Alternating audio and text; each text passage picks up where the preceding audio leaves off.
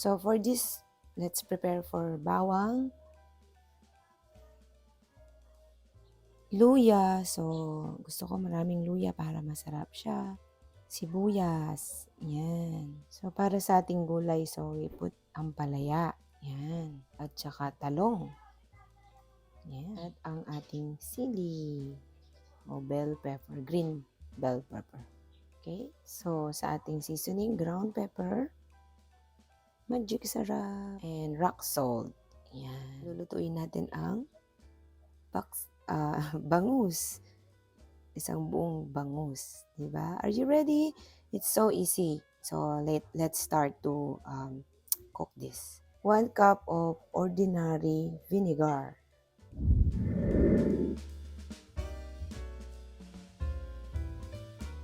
So lagay na natin ang ating suka. 1.5 cup. Ang ating ground pepper, half a tablespoon of salt. So let's put also our magic sarap. Yung ating bawang.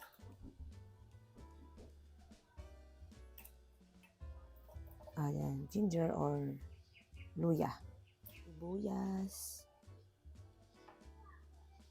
So you can stir it.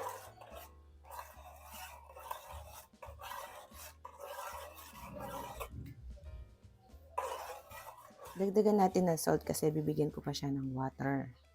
Ayan. Ilalagay na natin ang ating bangus. Ayan.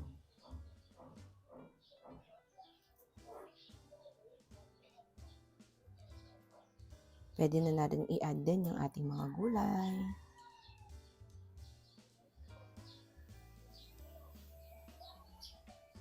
Okay. So, for the last, konting tubig.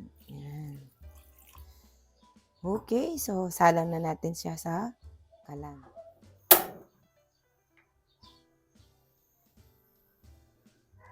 Alright, so mga 10 to 20 minutes or kung gusto mong mas masarap pa siya ng konti kasi may tinatawag kami na mas matagal pakulo, mas masarap siya.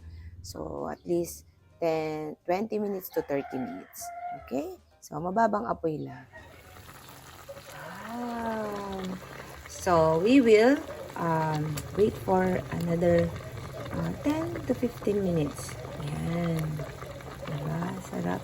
Actually, kung nandito kayo, smells good talaga.